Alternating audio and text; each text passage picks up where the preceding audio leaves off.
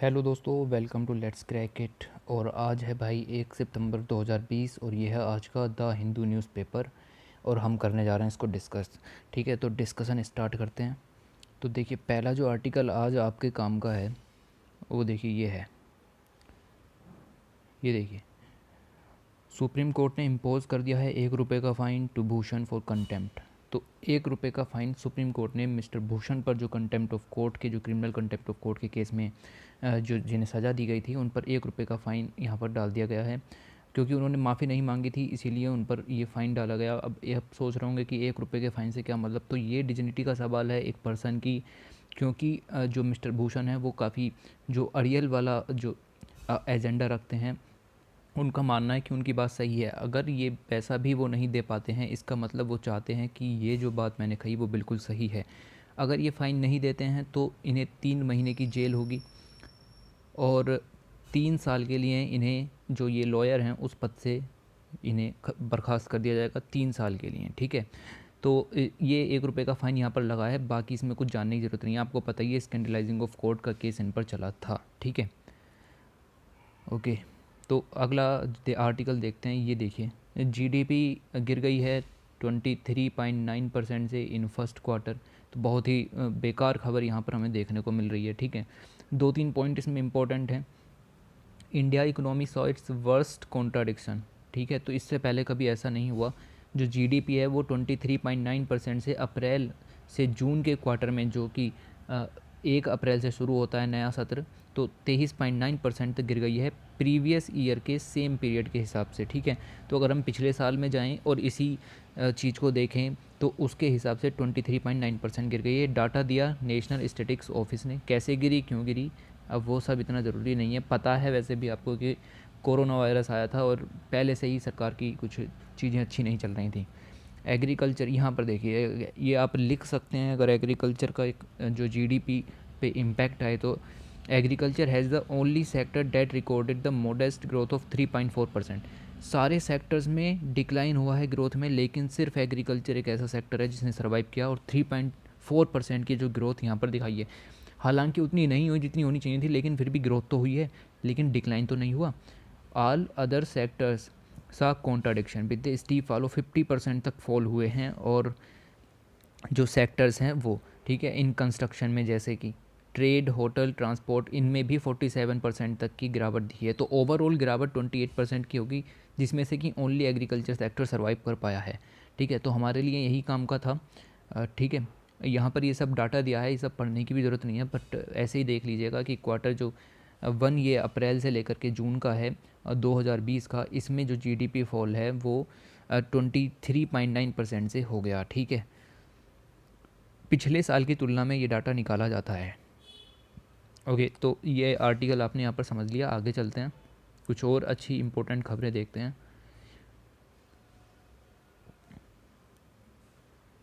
Okay, सीधे editorial page पर आते हैं। ठीक है, तो पहले देखते हैं इस आर्टिकल को बारे में कि यहाँ पर लिखा हुआ quantum of solace, supreme court sentence और Bhushan diminishes stature expose tolerant side. तो ₹1 का जो फ़ाइन लगाया उसी के ऊपर यहाँ पर इन्होंने ये पूरा आर्टिकल छाप दिया। कोई ज़रूरत नहीं थी। अब इन्होंने क्या दिखाया इस आर्टिकल में, क्यों हमें नहीं पढ़ना ये आर्टिकल, क्योंकि इस आर्टिकल में वही बैकग्राउंड बार बार दिखाया है। कुछ भी होता है एक आर्टिकल एडिटोरियल बैकग्राउंड के ऊपर निकाल देते हैं, पूरा अखबार इसी से भर जाता। कोई ज़रूरत नहीं है इस आर्टिकल को पढ़ने की। ठीक है, सेम चीज़ें हैं कि उन्होंने जो जज हैं बोबड़े साहब, उनका भी जो अपमान किया, और ये है वो कि पिछले कुछ सालों से इकोनॉमी अच्छी नहीं चल रही, डेमोक्रेसी ख़राब कर दी। तो वही बातें इसमें हैं, वो सब हम पहले ही पढ़ चुके हैं। ठीक है, टाइम वेस्ट नहीं करना होता। देखिए यहाँ पर देखिए, ये जो है आर्टिकल, ये एडिटोरियल बहुत ही अच्छा है। यहाँ पर लिखा हुआ है GST reforms needed a new grand bargain. तो आपको पता है कि सरकार, जो सेंटर है, उसने जीएसटी कंपनसेशन सेस लगाया था कि जो हम चीज़ें हैं जो 5 साल के लिए हम जीएसटी कंपनसेशन सेस देंगे जब अगर स्टेट्स के जो टैक्सेस हैं उनमें शॉर्टफॉल होता है। तो अब ये सरकार कह रही है कि ये कोई हमारे लिए ज़रूरी नहीं था कि हम दे ही दें, जबकि ये कॉन्स्टिट्यूशनल अमेंडमेंट के द्वारा डाला भी गया था। तो ये कॉन्स्टिट्यूशनल जो लीगलिटी बनती है सरकार की, लेकिन वो उसको मना कर रही है।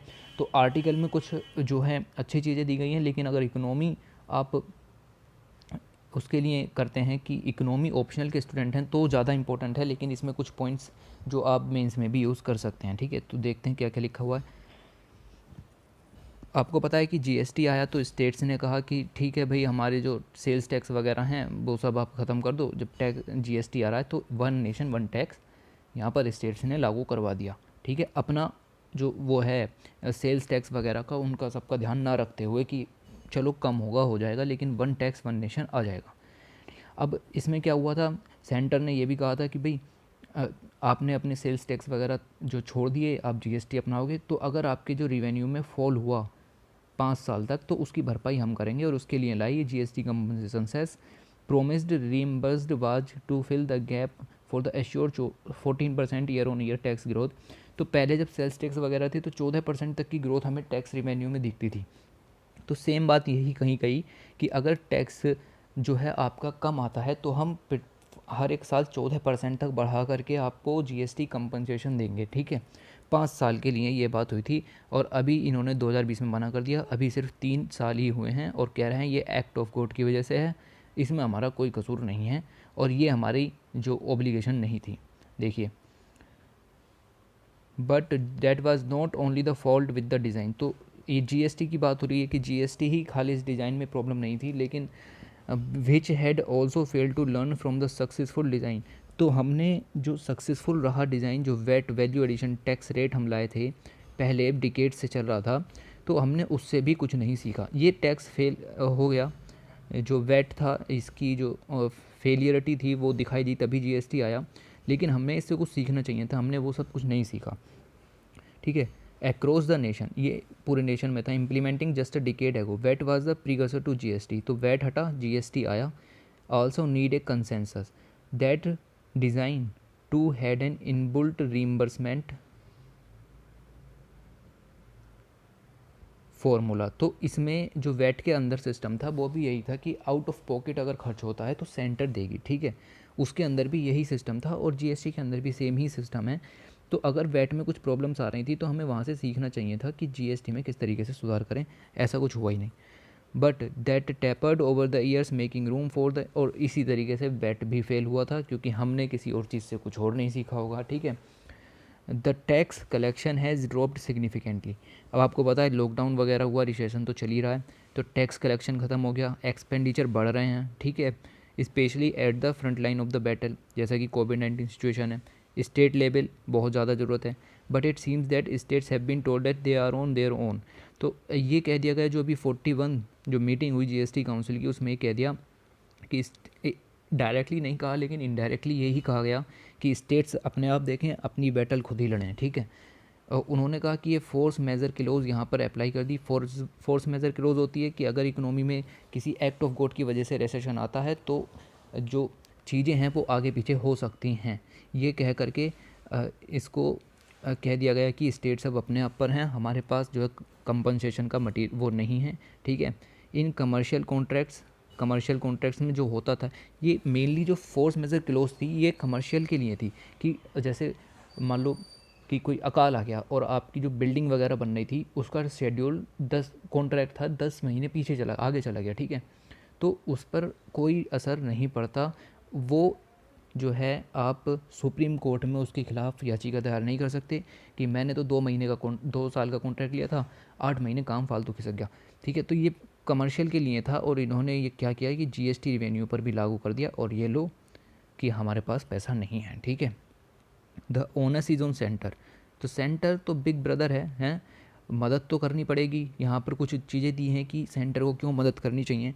तो पहली बात क्या है कि सेंटर के पास ज़्यादा ऑप्शन है नहीं।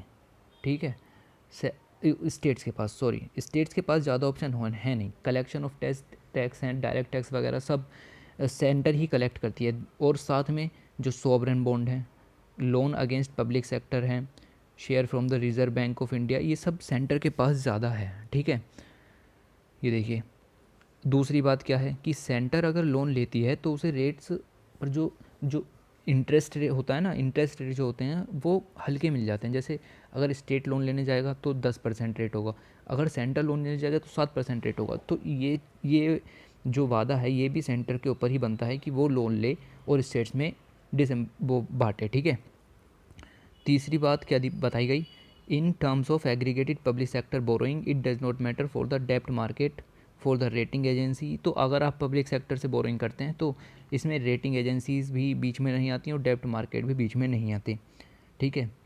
चौथी बात क्या है, fighting this recession through an increased physical stimulus is basically the job of macro economic stability. तो आपने फिजिकल स्टिमुलस दिया, ये आपकी जॉब थी, क्योंकि फिजिकल स्टिमुलस देना एक मैक्रो इकोनॉमिक स्टेबिलिटी है जो कि सेंटर के डोमेन में आती है, ठीक है। मैक्रो इकोनॉमिक एक्टिविटी सेंटर के डोमेन में आती हैं, ठीक है। पांचवी बात क्या थी कि आपने जो ये चीज़ मना कर दी कि जीएसटी कंपनसेशन नहीं देंगे और आप अपना प्रॉमिस तोड़ रहे हैं कोविड-19 सिचुएशन के दौरान, तो ये जो ट्रस्ट बिल्डिंग का काम है ये आप सेंटर और स्टेट के बीच में ख़त्म कर रहे हैं। कोऑपरेटिव फेडरलिज्म को यहाँ पर बहुत गहरी चोट पहुँचेगी, ठीक है। तो ये पांचवी बात और बहुत इंपॉर्टेंट बात यहाँ पर बताई गई, ठीक है। फिर ये कोऑपरेटिव फेडरलिज्म वाला बात मैंने आपको यहीं पर ही बता दिया कि किस तरीके से चोट पहुँचेगी। अब यहाँ पर कौटिल्य का उदाहरण देते हुए बताया है कि कौटिल्य ने भी कहा था कि सॉवरेनिटी से बड़ा होता है प्रोमिस, ठीक है। अगर आप अपनी ओब्लिगेशंस को पूरा करते हैं तो आप ट्रस्ट बना सकते हैं और फिर सॉवरेनिटी अपने आप बन जाएगी। तो ये बात कौटिल्य ने कही थी, आप इसको इंट्रोडक्शन में यूज़ कर सकते हैं, ठीक है। आगे देखिए, यहाँ पर ऑस्ट्रेलिया का एग्जाम्पल लिया गया है। ऑस्ट्रेलिया में भी जीएसटी जब इंडिया में आया तो उसी के साथ साथ ही चल रहा था, ठीक है। What we instead need a grand bargain 2.0। तो हमें क्या ज़रूरत है, ग्रांड बार्गेन, यहाँ सजेशंस दिया है कि ग्रांड बार्गेन 2.0 की ज़रूरत है between the sovereign means India and the states, ठीक है। क्या होता है ये, कैसे होता है ये देखिए, इसका बेसिस क्या होता है।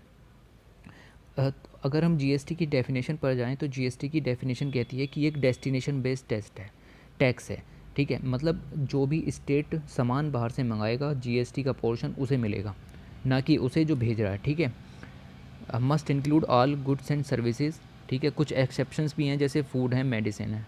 तो ये जीएसटी की डेफिनेशन थी। तो अब जो ये ग्रांड बार्गेन 2.0 है, ये क्या होता है, देखिए, टैक्स बेस को मजबूत कर दें तो ग्रांड बार्गेन 2.0 दे सकते हैं। अगर हम एक स्टैंडर्ड रेट फिक्स कर दें 12% पर, अभी 4-5 स्लेब्स हैं ना, वो 0%, 5%, 12% और 18% और 28% शायद ये है ना। तो अगर हम इन सारे रेट्स को 12% पर फिक्स कर दें कम से कम 5 साल के लिए, तो ये सिचुएशन अच्छी हो जाएगी और इसी को कहा गया है ग्रांड बार्गेन 2.0, ठीक है। तो ये यहाँ पर सुझाव दिया गया कि सभी रेट्स को फिक्स करके 12% पर ले आओ। एक कंपैरिजन अगर हम ऑस्ट्रेलिया से करें तो देखिए आगे, ऑस्ट्रेलिया के जो जीएसटी रेट्स हैं वो 10% पर फिक्स हैं, लेकिन हम चाह रहे हैं कि चलो इंडिया अपना 12% पर फिक्स करें, क्योंकि हम कवर कर रहे हैं petrol, diesel, electricity, transport, real estates, है ना, और सारी चीज़ें। तो 12% पर आप फिक्स कर दीजिए। सम एक्स्ट्रा एल्बो रूम, और जो कुछ जगह छोड़िए स्टेट्स के लिए भी, स्टेट्स की जो रिवेन्यू ऑटोनॉमी है उसको भी दीजिए। Obtained by following the states से नॉन बेटेबल सरचार्जेस आप यहाँ पर लगा सकते हैं। स्टेट्स को रेस्पॉन्सिबिलिटी दीजिए, स्टेट्स को ऑटोनॉमी दीजिए कि आप नॉन बेटेबल सरचार्जेस लगाइए ऑन सिन गुड्स जैसे लिक्वर है, टोबैको है, पॉल्यूटिंग गुड्स जैसे व्हीकल वगैरह, डीजल, कोल, नॉन फ्यूल, तो इन पर स्टेट्स को ऑटोनॉमी दीजिए। टैक्स लगाएं नॉन वेटेबल, ठीक है। ए लो मॉडरेट सिंगल रेट ऑफ 12%। अब इससे फ़ायदा क्या होगा, बेटर कंप्लायंस, ठीक है ना। तो ये देखने की ज़रूरत कि किस सामान पे 10% लगाएं, किस पे क्या लगाएं, सीधे सब पे 12%। Reduces the need of arbitrary classification, मन करा कि लिक्वर को उठा करके 28% में रख दिया, ठीक है। डिस्क्रिशन, अपनी मर्ज़ी से कुछ भी। रिड्यूस लिटिगेशन, ये बर्डन भी कम होगा कि 5% की अलग फाइल बनी हुई है, 20% की अलग। Will lead to the buoyancy in collection, और कलेक्शन भी अच्छा होगा, ठीक है। ये आपके काम का नहीं था तो मैंने यहाँ से कट कर दिया। देखिए अब यहाँ पर तीसरे टायर की बात की गई है। आपको पता है कि 74th कॉन्स्टिट्यूशन अमेंडमेंट आया और अर्बन लोकल बॉडीज़ और जो थर्ड टायर पंचायत राज सिस्टम इसके द्वारा लाया गया था। 28 ईयर हो गए, कुछ फ़ायदा हो नहीं रहा, ठीक है। Local government do not have the promise transfer of fund, तो ना तो उन्हें फ़ंड मिल रहा है, ना ही उनके पास कुछ फंक्शनरीज़ हैं, ना ही उनके पास अपनी खुद की ऑटोनॉमी है। These local bodies have faced responsibility of providing government services especially in view of increased urbanization. तो इतना ज़्यादा अर्बनाइजेशन बढ़ रहा है और इनको टैक्स का कुछ भी पैसा नहीं दिया जा रहा, और जो भी दिया जाता है वो सेंटर ही देती है, खुद की ऑटोनॉमी है नहीं। डिसेंट्रलाइजेशन प्रोसेस की तरफ जैसे जैसे हम बढ़ते जा रहे हैं तो इनको पैसा देने की काफ़ी ज़्यादा ज़रूरत है, इनको ऑटोनॉमी देने की ज़रूरत है। ऑफ द 12% जीएसटी अगर आप 10% बांट देते हैं सेंटर के बीच और स्टेट के बीच, तो 2% आपका बनता है कि आप रूरल लोकल बॉडीज़ और अर्बन लोकल बॉडीज़ को भी दें, ताकि फिर से वही बात, ensure some basic revenue autonomy उनको मिले, उनको कुछ स्वायत्ता तो दीजिए। ठीक है, तो पंचायत आती हैं, डिस्ट्रिक्ट, सिटीज़, बाई गिविंग, तो इन्हें स्टेट फाइनेंस कमीशन के द्वारा कुछ पैसा जो है नीचे तक प्रोवाइड किया जाए। सीधे लिखा हुआ है कि 12 में से 10% अगर स्टेट और सेंटर बांट रहे हैं तो 2%। ये सब सजेशंस हैं, ठीक है, ध्यान रखिएगा, सब सजेशंस हैं, हो कुछ नहीं रहा है अभी ऐसा। तो स्टेट फाइनेंस कमीशन के द्वारा इस 2% का बंटवारा करवाएं। GST compensation tax paid by every citizen established है टाइड बिटवीन, तो गवर्नड और गवर्नमेंट के बीच में एक लिंक क्रिएट होना चाहिए। The quality of governance improve होनी चाहिए, ये तो हमें पता ही है, लिखो अपने आंसर्स में, इन बातों को लिखो, होगा कुछ नहीं इन सब चीज़ों का, ठीक है। The tax base is better aligned with responsibilities of various tyres of the government, ठीक है, कितनी अच्छी बात लिखी है, लेकिन ये कभी इम्प्लीमेंट नहीं हो सकती। कि the quality of governance improve as also, ठीक है, तो इम्प्रूवमेंट ऑफ गवर्नेंस तो कभी होएगा ही नहीं, ठीक है। ये यहाँ पर कंक्लूज़न था, ये देखिए यहाँ पर देखिए, करंट सिस्टम जो है जीएसटी का वो बहुत ही बर्डनसम और कॉम्प्लेक्स है। कंक्लूज़न में पॉइंट अच्छा है, we need a zero rate export, GST is a crucial and long term structure reform. तो अभी तो तीन चार ही साल तीन ही हुए हैं, बल्कि 2017 जुलाई में आया था। Which can address the physical need of the future, future की नीड्स भी देखनी है।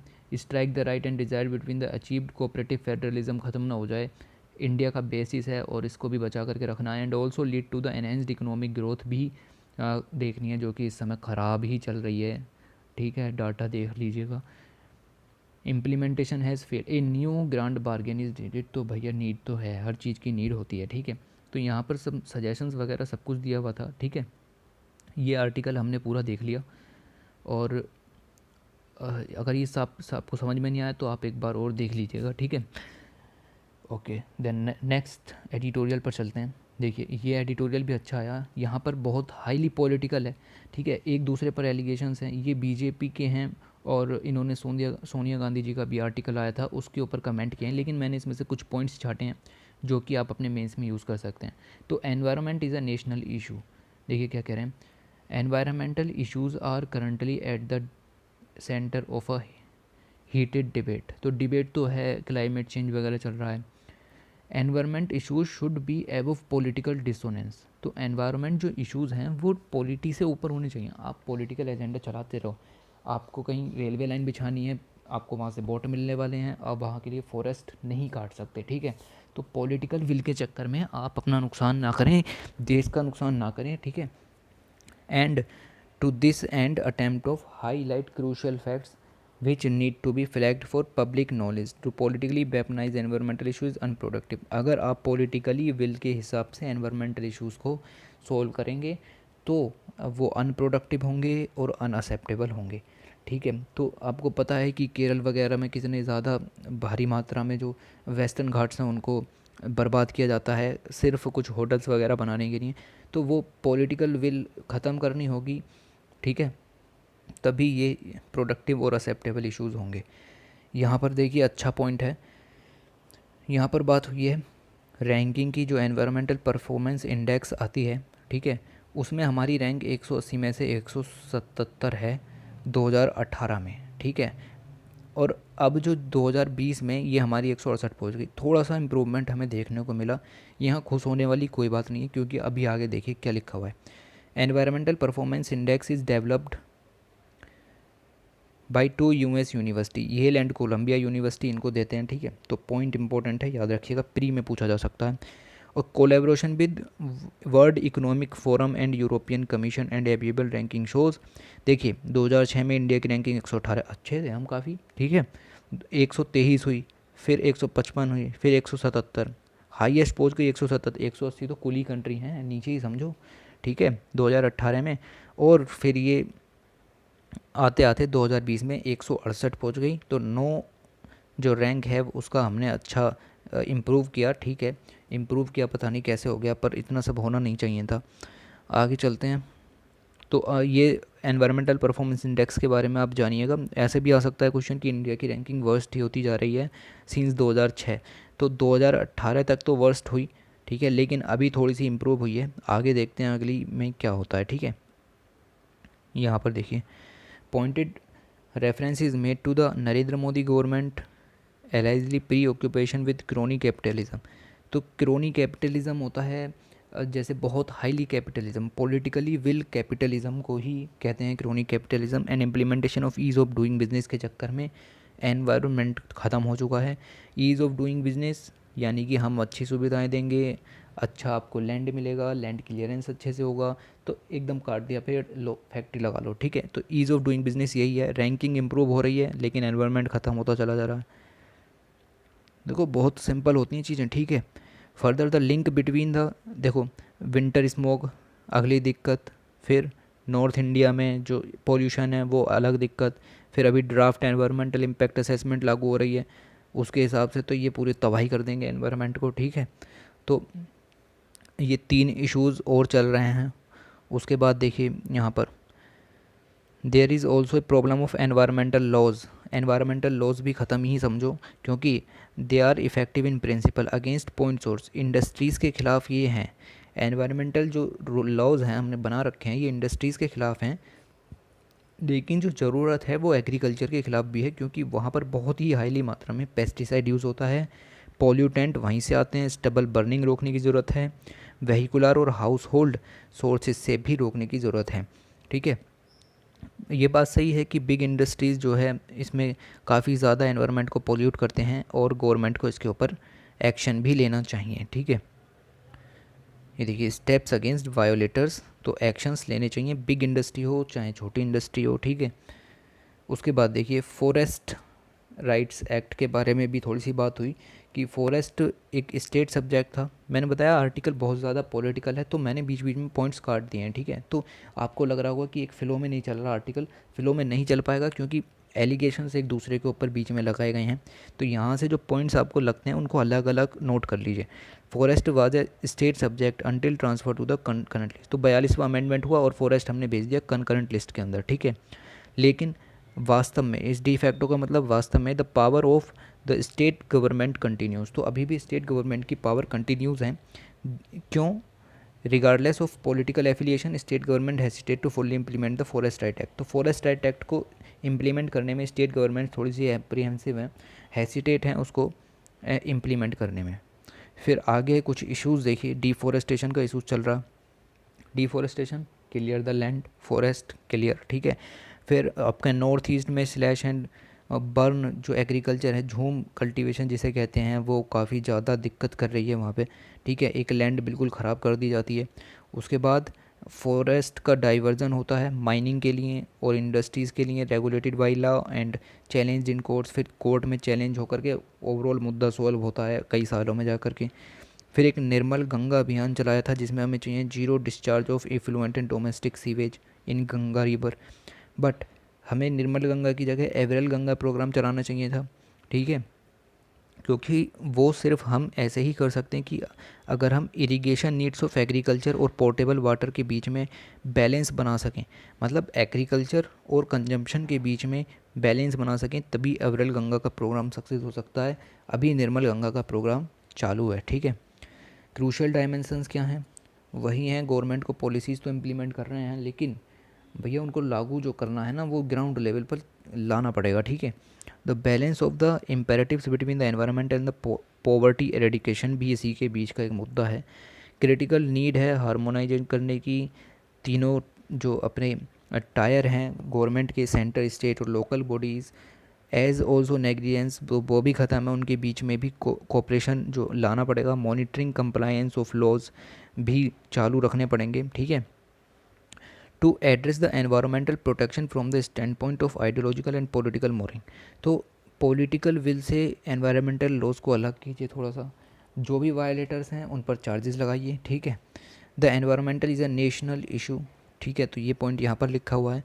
Which requires the unwavering participation of all governments, all citizens regardless of their political affiliation. तो आर्टिकल में यही था कि पॉलिटी से हटो, एनवायरनमेंट के केसेस में पॉलिटी नहीं आनी चाहिए, political questions out of the purview of environmental questions, ठीक है। तो इन्हीं चीज़ों की यहाँ पर बात हुई थी, और कुछ जो चीज़ें थी काफ़ी इंपॉर्टेंट थी, कुछ बातें बहुत ही अच्छी थी, ठीक है। तो इस आर्टिकल को आप देख लीजिएगा और ठीक है, पॉइंट्स अलग अलग नोट कर लीजिएगा। आगे चलते हैं हम अपने नेक्स्ट कुछ आर्टिकल्स। या ये देखिए क्वेश्चन आपका आर्ट एंड कल्चर का कितना अच्छा यहाँ से निकलता है कि रेयर रेनाती चोला इरा इंस्क्रिप्शन अनर्थ। तो आंध्र प्रदेश में ये जो डिगिंग चल रही थी, एक्सकावेशंस चल रहे थे, तो वहाँ पर हमें कुछ मिला। चोल जो शासक थे जो कि दक्षिण भारत में राज करते थे, वहाँ का इंस्क्रिप्शन हमें मिला है। तमिल लैंग्वेज में ये लिखा हुआ है। कुछ पॉइंट्स इसके बारे में देख लेते हैं। तो इसका नाम है, ये है रेनाती चोला इरा का, जो 8th सेंचुरी में राज करते थे, उनका इंस्क्रिप्शन यहाँ पर मिला है, ठीक है। देखिए किस चीज़ का बना हुआ है, डोलामाइट स्लैब्स एंड शेल का ये बना हुआ है। Which is the part of fragmentary pillar, pillar थोड़ा टूटा हुआ सा था, ठीक है, वो मिला। The inscription was first identified the Vasudev Reddy. तो ये घूम रहे होंगे, स्टूडेंट हैं, एमए हिस्ट्री के, आर्कियोलॉजी के हैं, तो इन्हें मिल गया ये यहाँ पर, ठीक है। Going by the language and characteristic, अब हमने इसको पढ़ना शुरू किया। द इंस्क्रिप्शन जो है आर्केक तेलुगु में लिखा हुआ था, ठीक है, आर्केक तेलुगु, ठीक है। Which was readable in 25 lines. तो 25 लाइन्स इस पर लिखी हुई थी, 11 एक साइड में लिखी हुई हैं, बाकी 14 दूसरी साइड में लिखी हुई हैं।